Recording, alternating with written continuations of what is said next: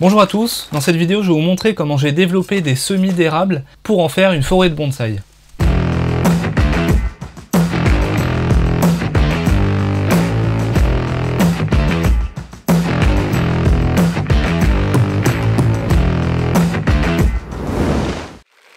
La première chose que j'ai faite pour ce projet, c'est de faire une couche de drainage. Donc j'utilise de la pouzzolane grosse granulométrie, c'est vraiment pas cher et ça se trouve très facilement en jardinerie. D'ailleurs vous voyez, il y a une petite araignée qui s'est glissée, là heureusement que je ne l'ai pas vue. Et ensuite j'ajoute du terreau de semis. Alors le terreau de semis c'est du terreau fin plus un peu de sable qui est mélangé. Et ça permet d'avoir un substrat assez aéré et drainant. C'est ce qu'il faut pour les semis, il faut surtout pas que ce soit extrêmement compact et gorgé d'eau, il faut que ça reste quand même un minimum drainant pour éviter par exemple la fonte des semis. Ça j'en parle en détail dans plusieurs vidéos, je vous remets les liens en haut à droite. Donc le projet en fait c'est de développer une quantité impaire de semis pour faire une forêt. Et pourquoi je le fais en mars 2022? Parce que c'était le mois de naissance de ma fille. Elle est née le 28 mars et j'ai voulu symboliquement créer une forêt qui aura exactement son âge. Pour l'instant on est au stade de semis, mais au fur et à mesure je vais rassembler des arbres et en faire une forêt. Et c'est un projet qui me tenait à cœur et depuis que j'ai su que j'allais être papa, je voulais absolument faire ce projet-là.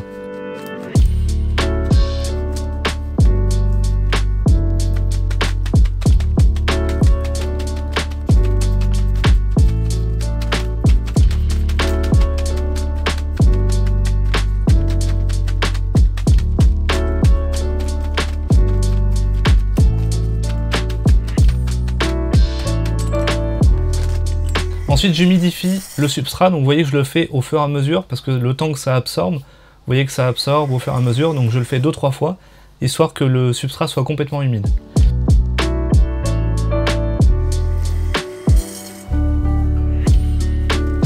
Ensuite mes sachets de rennes, comme j'en avais parlé dans les deux autres vidéos sur les semis, c'est des rennes que j'achète en ligne, je vous mettrai les liens en description. Là en l'occurrence c'était le comptoir des rennes.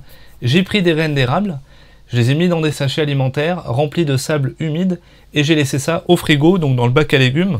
Et ensuite au printemps, donc courant mars, je les sème, je laisse un peu de place entre chaque graine et je les enfonce suffisamment pour qu'elles restent stables.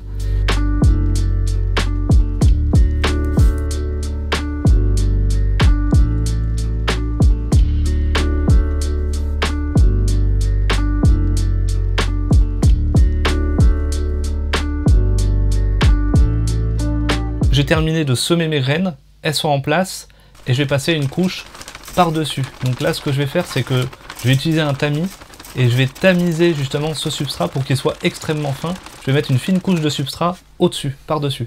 Donc là c'est ce que je fais, là je suis en train d'agiter le tamis et vous voyez que ça génère en sortie un substrat extrêmement fin, presque poussiéreux, et ça permet de rajouter une couche fine au-dessus des graines. Comme ça elles sont bien protégées.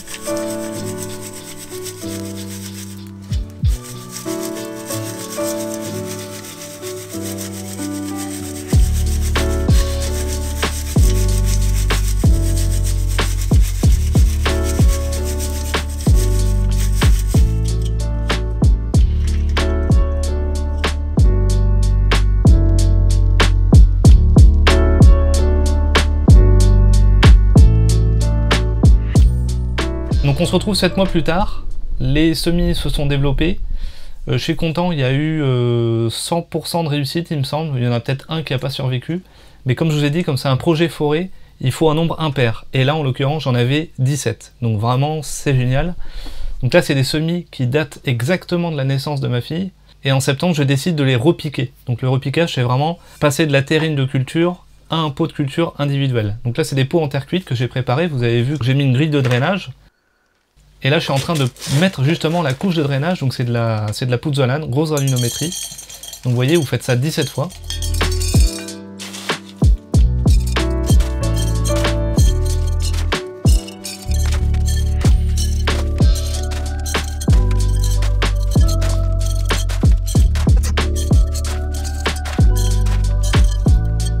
Ensuite j'ai préparé mon substrat, donc c'est 50% pumice, 40% akadama, 10% kanouma avec un peu de charbon de bambou mélangé à l'intérieur, vous le voyez ici. Et ça c'est vraiment le mélange que j'utilise pour les érables et pour la plupart des feuillus d'ailleurs.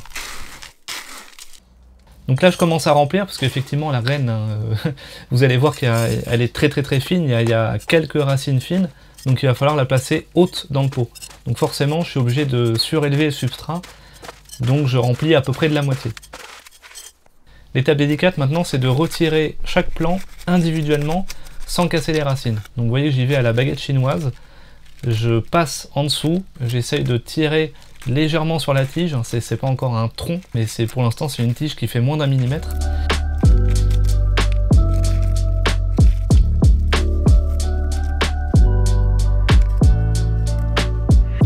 Donc c'est très fragile et les racines aussi sont très fines. Regardez la finesse. J'y touche pas, j'enlève pas tout le substrat, je les retire de la terrine, mais je garde quand même la motte principale et je les pose dans le nouveau pot, je complète et je tasse.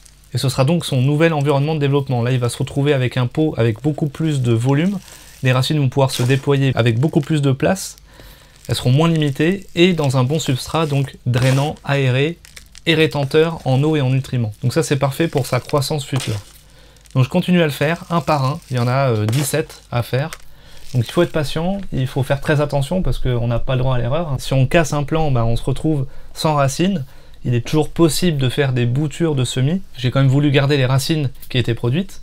D'ailleurs, on pose souvent cette question, quand on fait le repiquage, c'est au moment où ses premières feuilles se sont développées, son système racinaire existe, et donc il peut être repiqué dans un autre pot pour la suite. Idéalement, ça se fait pendant les petites périodes de pause, donc en fin de printemps ou pendant l'automne.